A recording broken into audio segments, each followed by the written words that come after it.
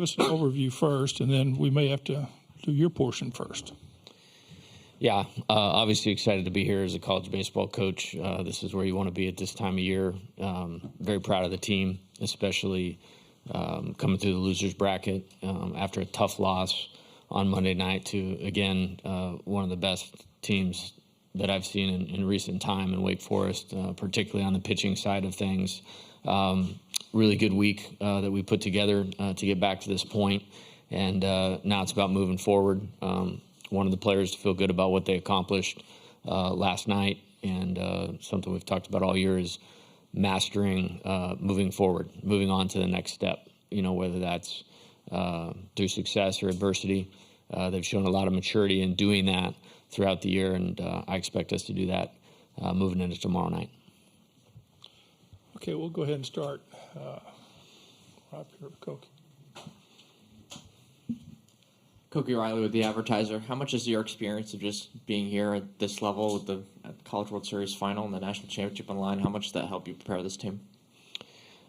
Yeah, I think there's benefit to it. It's just like, with the players, something I tell them all the time, the best coach they're ever going to have in their life is playing time. And when you get here and get to experience, playing, 8 games in one World Series back in 2016, that definitely helps. You know what to expect.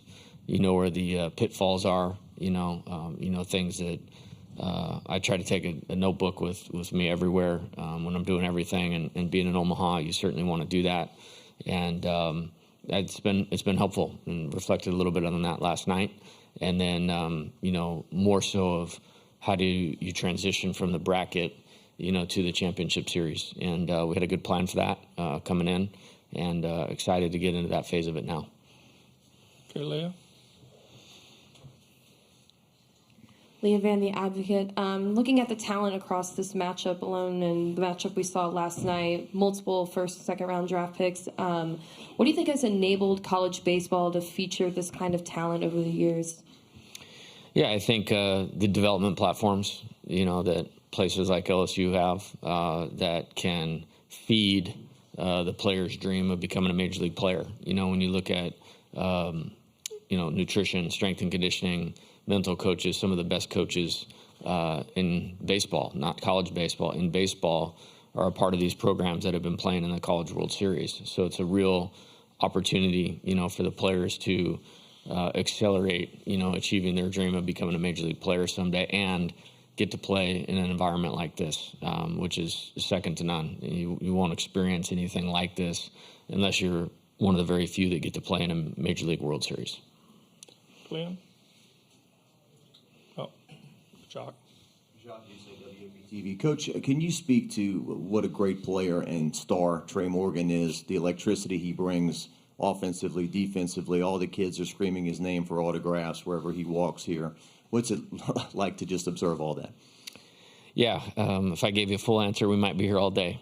I think, as I've said before throughout the year, and rightfully so, he is one of the best competitors that I've ever coached. And just his will to win, his will to succeed, come through for our team when we need him the most is really next level. And I think it starts there. Great parents, was raised incredibly well. I think the maturation process, if you will, that I've seen is he's become a leader on our team. And, getting to spend, these 2 years with him, it's been really fun to see that evolution and hear him speak here in Omaha about his teammates and what we're trying to do and how we're trying to do it. And in terms of the play, nobody embodies that better than Trey. And on top of that, he's a phenomenal baseball player. Very rarely do you put that competitive character with the hand-eye coordination, the two-strike hitting ability, the defensive versatility, all of those things. And, shortly after we're done, a professional team is going to be very happy to have Trey Morgan. Glenn.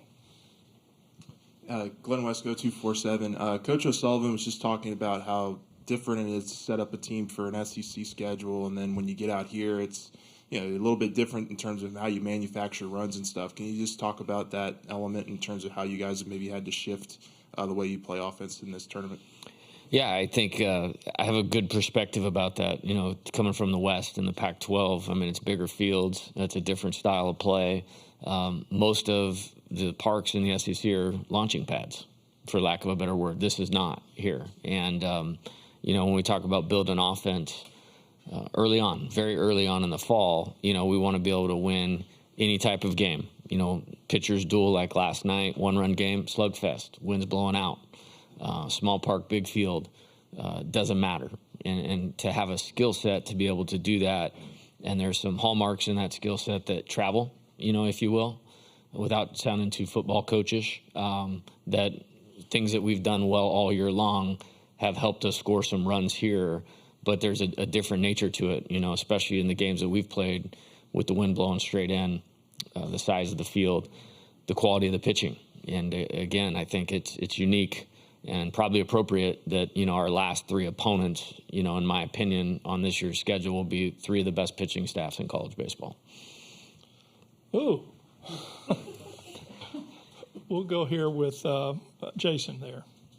Yeah. Jason Patterson, Island CWS. Coach, without tipping your hand too much or giving away state secrets, what's in the notebook? What have you discovered from 16? What'd you learn from your side of the bracket this time that you feel like puts you in a position to be successful? Yeah, I think, having a plan for everything just coming into the tournament. And, whether you win game one, lose game one, win the first two, lose one of the first two, and you can't get too far down the road. And that's probably the thing that helped us the most, I would say, over the last few days. I think if you lose your plan, this is over quickly. And I think that's probably the thing I'm the most proud of the last couple of days. I thought we were not on it in the first inning of Wednesday's game. And, we brought it up to the team. Like, we had this conversation a month ago, we have to stay right here, right now, and in character. And, when you have old players that have had success, that have a good blueprint in their eyes of how to be successful and have had success with it, you can kind of get them back on track. And then they're good enough to go execute it. That's the most important part of it. And then staying right there right now. And, last night was special. That was a special game for all of the country to watch. And it was a big win for our program. And I wanted our players to feel that, because if you don't, you lose sight of why you're doing this. And then there becomes an expiration date on that, and then master the art of moving forward. And when you're going to play 7 or 8 games here like we are, you have to be able to do that. Okay, we'll go with Mike here. Coach Mike Patterson, Omaha World Herald. Just talk about the two different dynamics. LSU, perhaps the team with the momentum heading into the final, compared to Florida, the team that's probably a little more well-rested. Yeah, I say this all the time. And baseball is very unique. I think it's different than basketball and football. I think talent wins out in basketball and football more often. In baseball, it's not always the team with the best players. It's the team that plays the best that day. And as hard as it may seem to get anybody's head around, it's about tomorrow. Tomorrow is the only thing that matters tomorrow. And there's advantages to both. Maybe you talk about rhythm, you talk about routine, you talk about confidence. Well, both teams are going to play with a ton of confidence, as they should, with the rosters. And I think it's awesome, when you look at Selection Day, and, I'm a very stay-in-the-moment type guy, which my Baton Rouge media friends will tell you. But you look at the bracket, and you look who's on the other side, and it's like, yeah, like this is not a surprise to me that who we're playing. We'll go with Ryan here. We're going to run out of time, guys. Ryan McGee, ESPN. Jay, back in February, you and I talked about the challenge of transitioning this new age of transfers coming in. Doesn't seem to have been a problem. Certainly wasn't last night. What's the secret sauce for taking guys from other programs and plugging them in with guys that have been here, since they got out of high school? Yeah, it's a good question, and it's fit. Yeah, we're not for everybody. You know what I mean? Florida's probably not for everybody either. I think building team, you have to be really intentional about building team. And we have a great freshman class as well. There's guys that haven't seen a lot of time here that are the future stars of our program. When I think about Brady Neal, who's been hurt, Paxton Kling, Jared Jones, I mean, they've all contributed to this team's success and will be the headliners of next year's group. We got here in large part because of Gavin Guidry and Griffin Herring. I mean, I had a meeting with those guys in January and February. Like, you're going to have to spearhead this thing going forward. The reality of it, when you look at the SEC West and the SEC East, you cannot win without age, experience, and all those types of things. I mean, I think I know who the 3 players were up here for Florida. Those are grown men. I mean, this is not a little boys league, and you have to have some age and experience underneath you. Okay, let's go, Kevin, here. Yeah, Kevin Brockway, Gainesville Sun. Coach, having to play the 4 games in 4 days, obviously the pitching was really, worked pretty hard. I'm curious about how you feel, how welcome is a day off, first of all, and then how you feel about your pitching setting up, given the number of arms you had to use to get through this. Yeah, I'm way okay with having a day off today. Yeah, that's going to work out well for us. I have faith in a lot of guys, and we have 12 on the roster, on the active roster for this thing, and they've all pitched in games that we've won this year and games that we've had success. And I think there's a pathway for them, if they execute, to be successful. And it really doesn't matter what I think or feel about it. We are where we are. We earned our way here the way that we did, and so now we have to go with how we're set up. Okay, we'll go with, this is going to be our last question for Jay. Can I have 2 questions? Well, you got the mic. Jay, first question is Hayden Travinsky available to play for the rest of this series? And the second question is just a scouting report on Wyatt Langford. Yeah, in terms of Hayden, he was nursing a small injury, and it became a little bit bigger injury, earlier in the tournament. Massive gratitude for him giving it a go on Monday. He did the best he could with where he was at, and this time of year, that's the way it has to be. He was not available to play on Tuesday. Might have been available to pinch hit on Wednesday. We had some progress yesterday, but we got a little ways to go to know where we're going to stand with what he will be or won't be available for going into the weekend. Wyatt Langford, great player. I mean, I don't know how much else to say it. I mean, somebody's going to pay him a lot of money, as they should. And I think, like Dylan, like Paul, and a couple other guys on their roster, it'll be a short arc in terms of minor league baseball to the big leagues. He's a very well-built player. Jay, you can stay up here if you want to listen to what the players say again. Or I can excuse you. They're a lot more interesting than I am, so stay with them. It's not according to these guys. Get a good lift in? Yeah. Nice.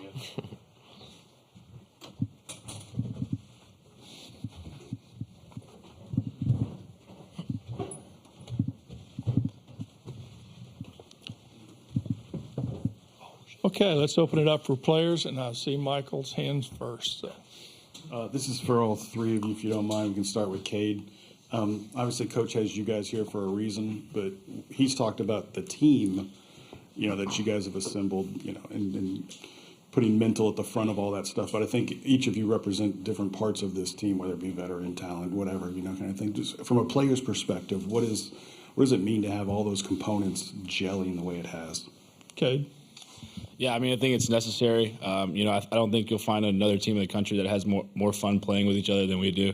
It's our favorite thing to do is just play baseball and, joke around, have fun with each other. But, yeah, like you said, there is different, components of leadership on this team, whether it be, like a glue guy, talent, et cetera, lead by example. And I think that's what makes us so special. It's not like it's one person leading the way. It's like a group, like a collective of us.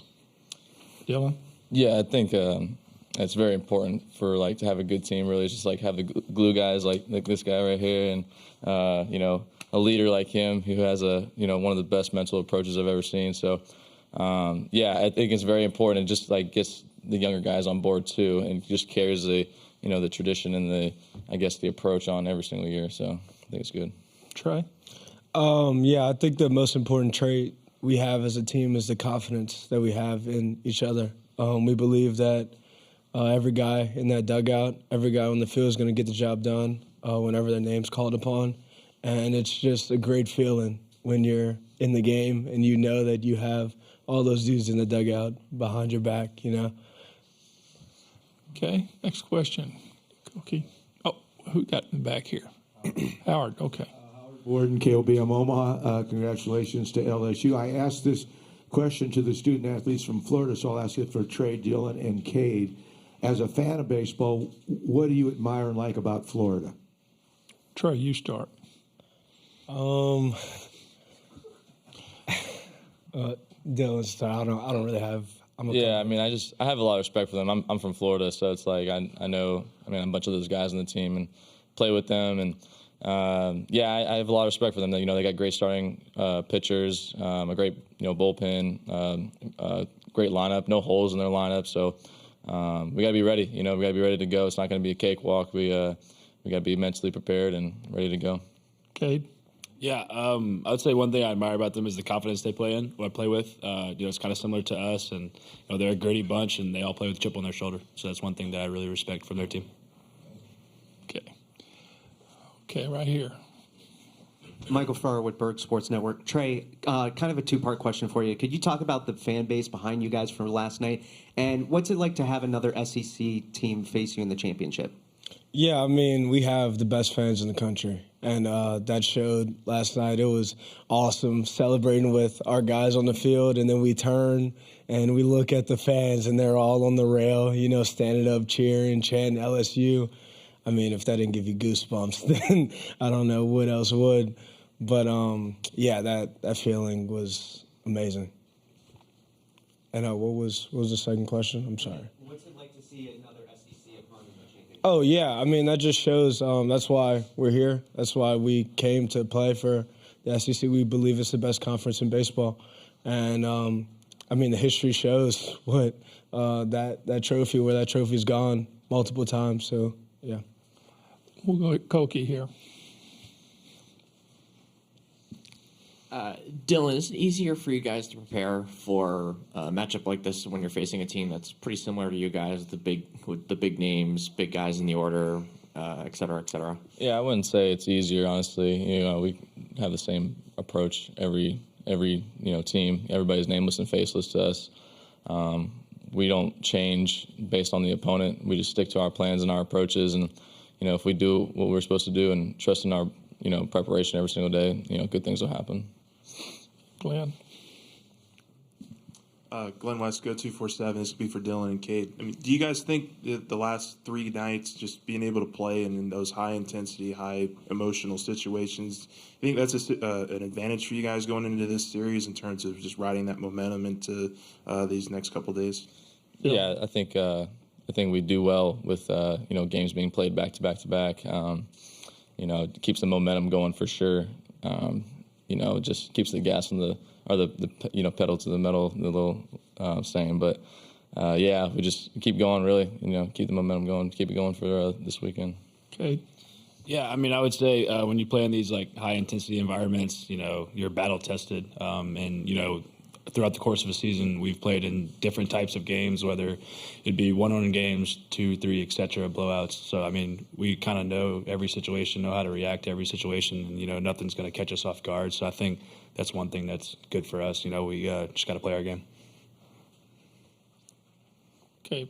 Let's go with Clinton over here. Clinton Yates, ESPN. Trey, how much, excuse me, there's the crowd in the stands, but how much did you hear from folks back home after last night in terms of the reaction you got from people you've known, your whole life after not just the play, but the quality of that win? Yeah, it was awesome. As soon as I checked my phone, seeing all the text messages, all the mentions on Twitter, Instagram, and just people really that I haven't talked to in a while, just saying how proud they are of me and this team and the history that we have the chance to make. It was awesome. Okay, go Wilson back here. Wilson Hazard from The Advocate for Cade. How does being here for 5 years and all the things that you've gone through shape the way you've thought about the week that you've been here and trying to maybe pick up the name card and all those sorts of things? How has that maybe shaped the way you've gone about being here? It just goes to show you that no matter what's going on, just keep putting your head down and keep working, and good things will eventually come your way. Had some tough breaks through prior pro seasons, but wouldn't change anything for the world. I think, we were all in Knoxville, Tennessee, at that super regional and, Florida State, et cetera. But yeah, it made us tougher as a team. It made us better for it. It might have sucked in the moment, but it paid off. And, we're here and playing for a national championship. So, wouldn't change it any other way, do it 10 times over. Okay, Lee, you had your hand up. Dylan, I know you had some experience playing with Wyatt Langford last summer. Just wondering if you could speak to his style of play and what it was like playing with him. Yeah, he's a great kid, great player too. I have all the respect for him. Very special talent. I think he's gonna be a big leader for a very long time. Some of the best raw bat-to-ball skills and power I've ever seen. It can really track the ball down in the outfield. So, I really like his game, and gonna, hopefully, just play alongside of him one day. So it'll be good. Okay, Michael. I'd like all three players to answer this if you could. Coach talked about transitioning from the bracket style of play to the championship series. I'm wondering what goes into that. And then he's also shared a couple of stories like the whiteboard, planning out the pitching. It seems the simpler the message, the more effective it is. Is that accurate? Cade? Yeah, I mean, I would agree with your last statement for sure. When he was listing out the pitching, and you're seeing all these names on the board, and you're seeing Skeens' name on Thursday. The plan seems pretty simple. Get the ball to Paul. That was our goal, to get Paul to Thursday, and have Thatch come in behind him. But yeah, the simpler the message usually is, the better. At this point in the year, you don't need to overcomplicate things. We are who we are, and we have a great group, and we're very competitive, and we love playing baseball. So I mean, yeah, no need to overcomplicate things. Keep it simple. Dylan? Yeah, it's funny. Just when we write it all down on the board, it seems so simple. Yeah, it's. I mean, that's something that I've learned a lot this year, is learning how to keep things simple and just take it one pitch at a time. So. Yeah, that's just kind of our mindset going in, this past couple of games. Just win that first one and give the ball over to Paul, and that's what we did. And that was his game, and Tommy was able to hit the homer for us. It was awesome. Trey? I'd say going into the championship series, our mindset doesn't change. It's always been like we're playing a one-game playoff. We're going to win one pitch at a time. And, yeah, we know what's on the line. Like I said in an earlier interview, when our backs are against the wall, we know it's on the line. But the play never changes. It's about who shows up that day. Okay, back here. Miguel Perez Reyes, LSU Tiger TV. Trey, it seems like your dad has gotten more media attention than you have so far in the tournament. Can you kind of speak on your family's support and how that's contributed to your success? Yeah, I mean, they're my biggest supporters, and my dad's very outgoing. I kind of didn't get that trait as much as he has it, but I mean, that just shows how much confidence and faith that they have in me. And I mean, without my parents and my family, this would all be a dream, From growing up in New Orleans, this really doesn't seem real, And I'm glad that I'm here to show kids growing up in New Orleans that this is a reality. Like, this could happen, and it's all a credit to them. Okay, we had Jacques over here. Jacques Doucet, WAP-TV in Baton Rouge. To Dylan and Trey, you guys came in together, and it's kind of been Dylan and Trey and Dylan through these 3 years. Can you speak to your friendship and how far you've come since that super regional at Tennessee, your first year? How much have you guys matured to be in this spot? Dylan? Yeah, I mean, we've both grown tremendously. I mean, it's because of this guy right here, really, I mean, we wouldn't be the people we are today or players without him. And, it's just we now know what it takes to, get there and, what it takes to lose those games. And, it just makes us better. And now we're here. We're ready to go. And, we got 2 games to win. So, do our best shot. Trey?